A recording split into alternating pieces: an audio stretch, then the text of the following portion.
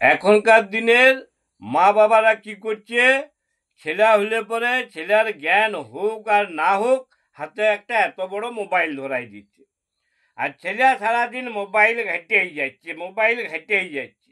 ওই খেতে খেতেও মোবাইল ঘাঁটছে, ঘুমাইতেও মোবাইল ঘাঁটছে, ঘুম থেকে উঠে আবার মোবাইল ঘাঁটছে। তো এই ছেলে যখন স্কুলে ভর্তি হয় তখন কেমন হয় দেখুন। তো সেদিন গোবিন্দদা আমাকে বলল, এ বাপি বুঝলি আমার লাতিটাকে ওই ভর্তি করেছি স্কুলে, আর কারো কথা শুনে না বুঝলি, একদম পড়তে চায় না। তো তুই একটু দেখবি যদি একটু বসাইতে পারিস। তো এই ঘরে সারাদিন মোবাইল ঘাঁটছেই, কিছুতেই বাগাইতে লাগছি বুঝলি। আমি বললাম ঠিক আছে, পাঠাই দিবে। সন্ধ্যাবেলাতে তো আমি এমনিতেই ফাঁকা থাকি, আর আমারও একটু সময়টা কাটবে। তো সেদিন গোবিন্দদার রাতি সন্ধ্যাবেলাতে পড়িতে আইছে।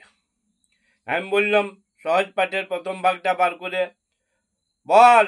অ আ, ছোট খোকা বলে অ আ, শেখে নিশে কথা কওয়া। ও মাস্টার, এটা কার ডায়লগ? কার ডায়লগ কি রে? এটা আমাদের কবিগুরু লিখে গেছেন। মাস্টার, এই ডায়লগে আমাদের ওই এমজির মতন দম নাই।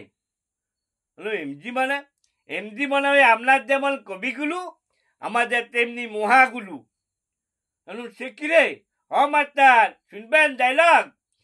জল ধরা নয়, বালি পোলা নয়, একবারে ডাইট গোগড়া, এক থবলেই থবি। উনি বাবারি মারিব এইখানে, লাট পরিবেশ তো তারে। থাক হয়েছে।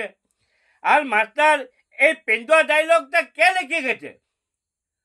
পেন্দুয়া ডায়লগ মানে ওই যে মাস্টার যে পেন্দুয়া ডায়লগ নয়, একবারে পুরো পেন্দুয়া ডায়লগ। কি বললেন আপনি? ছোট কোকা বলে অ আ, থেকে নিতে কথা কওয়া। মানে ছোট খোকা এখনো কথা কোয়াই শিখে নাই, মানে ছোট খোকাটার এখনো মুখ দিয়ে কোথায় ফুটে নাই। আচ্ছা স্যার, ও আ কি করে বলবে? বেশ বলছিস রে মাস্টার, এই তখন পেন্দুয়াগিরি চলবে নাই বুঝলেন। এই প্রথম দিন পড়তে আসলাম আর আপনি পেন্দুয়া কথা টিকাই দিচ্ছেন।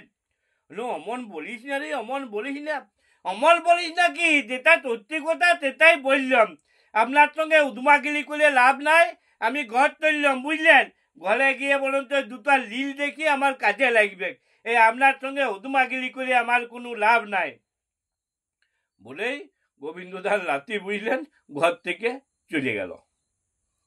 আর হব তোমাদিকেও বলছি, যারা ভিডিওটা দেখছো, বলি একটুকু বলি ওই ফলোমলোগুলো করিয়ে দিবে। আমি তো বেশি কিছু জানি না, ওই লাইক কমেন্ট কি করতে হয় ওগুলো তোমরা নিজেরাই একটু মনে করে করিয়ে দিবে।